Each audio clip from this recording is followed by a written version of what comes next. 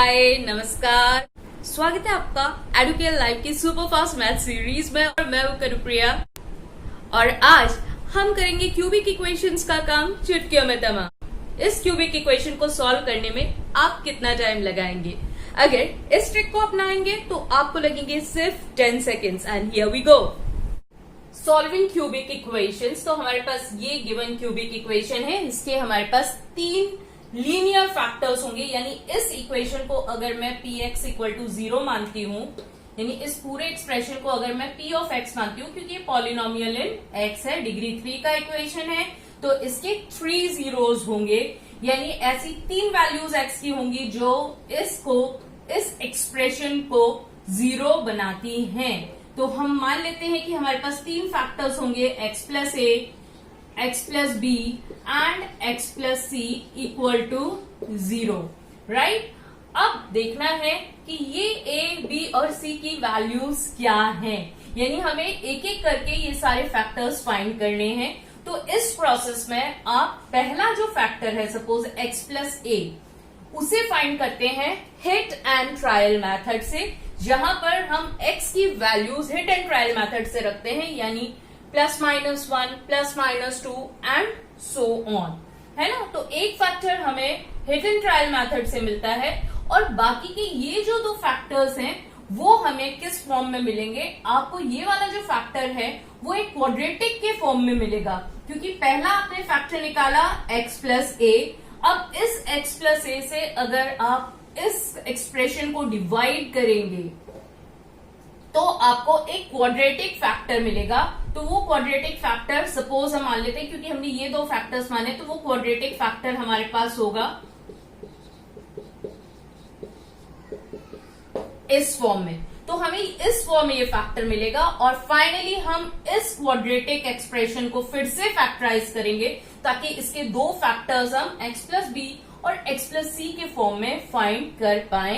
And finally हमें answer मिल जाएगा x plus A, x plus B, x plus C equal to 0। तो हमारे पास 3 वैल्यूज मिल जाएंगी x की। इस फैक्टर से मिलेगी x equal to minus A, इस फैक्टर से मिलेगी x equal to minus B और इस फैक्टर से मिलेगी x equal to minus C. चलिए अब इस इक्वेशन को सॉल्व करते हैं और देखते हैं कि ये वैल्यूज a, b और c हमें क्या मिलती हैं। जैसे मैंने आपको कहा था कि पहला factor hit and trial method से, जहां पर हम x की वैल्यू +-1, +-2, +-3 एंड सो ऑन रख के देखते हैं। अब आपको ये जो वैल्यूज है वो कैसे डिसाइड करनी है? आप कांस्टेंट टर्म को देखिए। कांस्टेंट टर्म आपका यहाँ पे 20 है, तो हम वही वैल्यूज रखेंगे जो 20 की पॉसिबल फैक्टर्स हो सकते हैं। यानी यहाँ पर हम +-3 नहीं रखेंगे क्योंकि 23 का मल्टीपल नहीं है। लाइकवाइज हम यहाँ पर 6 भी नहीं रखेंगे क्योंकि 6 भी 20 का फैक्टर नहीं है। तो हम कौन कौन सी वैल्यूज पॉसिबल रख सकते हैं? +-1 रख सकते हैं, +-2 रख सकते हैं, +-5 रख सकते हैं और आगे हम बढ़ सकते हैं, +-10 भी रख सकते हैं। लेकिन इतना आगे हमें जाने की यूजुअली जरूरत नहीं पड़ती है, हमारा काम यहाँ तक में ही हो जाता है। अभी हम और भी कुछ नंबर्स को ओमिट कर सकते हैं। यहाँ पर हम पॉजिटिव वैल्यूज नहीं रखेंगे x की, क्योंकि पॉजिटिव वैल्यूज अगर आपने x की रखी तो ये जो एक्सप्रेशन है वो कभी भी 0 नहीं होगा। क्योंकि मान लो आपने +1 रखा, +1 रखने पे ये हो गया +1, ये हो जाएगा 13, ये हो जाएगा 32 और ये हो जाएगा 20 और ये बिल्कुल भी 0 नहीं हो सकता। लाइकवाइज 2 भी +2 नहीं रख सकते, +5 नहीं रख सकते, क्योंकि सभी यहाँ पर पॉजिटिव टर्म्स हैं आपके पास। सबसे पहले हम x इक्वल टू -1 रखकर देखते हैं। तो x इक्वल टू -1 अगर आप रखेंगे तो -1 का क्यूब, जहां जहां x है उसे रिप्लेस कर दें -1 से। 13 इंटू -1 का square, 32 into -1 and then we have +20. So we get -1 का क्यूब होता है आपके पास -1, ये हो जाएगा आपका -1 का स्क्वायर 1, तो 13 1 जा 13, 32 को -1 से मल्टीप्लाई करोगे तो -32 और +20, तो ये हमें देता है 0, क्योंकि अगर आप नेगेटिव नेगेटिव को ऐड करते हो तो -33 और पॉजिटिव पॉजिटिव को ऐड करते हो तो +33, तो -33 + 33 गिव्स यू 0। दैट मीन्स -1 जो है इस इक्वेशन को सेटिस्फाई करता है, यानी P, ये था आपका P ऑफ x और ये हमने लिखा P ऑफ -1, यानी x को हमने किससे रिप्लेस किया, -1 से, और ये जो हमारा एक्सप्रेशन है वो क्या बन गया, 0। दैट मीन्स जब भी x की वैल्यू -1 आ रही है, x की वैल्यू -1 आ रही है, दिस मीन्स x प्लस 1 हमेशा ऑपोजिट, x प्लस 1 इस इक्वेशन का फैक्टर है, is a factor of px, यानी x प्लस 1 इसका फैक्टर है। तो जहां मैंने कहा था x plus A into X plus B into X plus C, तो हमको x प्लस ए मिल गया, दैट मीन्स x प्लस 1 इसका फैक्टर है। अगर ये +1 से सेटिस्फाई होती, अगर ये +1 से 0 होती, तो आपका फैक्टर होता x -1, लेकिन जब ये -1 से 0 हुआ है तो आपका फैक्टर है x प्लस 1। अब नेक्स्ट स्टेप हम क्या करते हैं, इस x प्लस 1 से हम इस px को डिवाइड करते हैं और हमें एक क्वाड्रेटिक फैक्टर मिलता है। इसका डिग्री 1 है, इसका डिग्री 3 है। जब डिग्री 3 को डिग्री 1 से डिवाइड करते हैं तो हमें डिग्री 2 का एक्सप्रेशन मिलता है।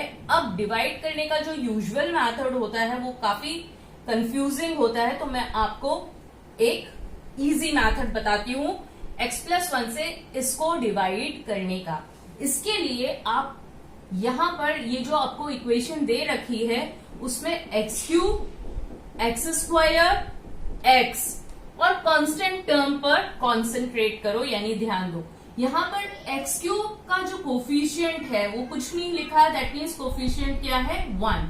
तो x3 का कोफिशिएंट है 1, x² का कोफिशिएंट है 13, x का कोफिशिएंट है 32 और 20 आपका कांस्टेंट टर्म है। और आप देख सकते हो ये जो पूरा एक्सप्रेशन लिखा हुआ है वो x की डिक्रीजिंग पावर्स में है, डिक्रीजिंग पावर ही है। यहाँ पे 3 हुई, यहाँ पे x की पावर 2 हुई, 3 2 के बाद 1, और यहाँ पर x की पावर 0 है, तभी यहाँ पे x का टर्म क्यों नहीं है, क्योंकि x की पावर 0 क्या होता है, 1। किसी भी नंबर का पावर अगर 0 है तो वो हमेशा 1 होता है। तो हमें पहले डिक्रीजिंग पावर में देखना है।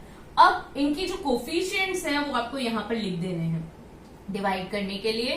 तो आपने लिखा 1, यहाँ पे फिर 13, यहाँ पे लिखो 32, आपको x नहीं लिखना है, सिर्फ कोफिशिएंट्स लिखना है, और ये आपका constant term 20, x3, x² x और कांस्टेंट टर्म, राइट। अब क्योंकि ये -1 से 0 हुआ है तो आप यहाँ पर लिखेंगे -1। अब देखिए कैसे करना है डिवाइड, ये 1 हम एज इट इज नीचे लिख देंगे, राइट।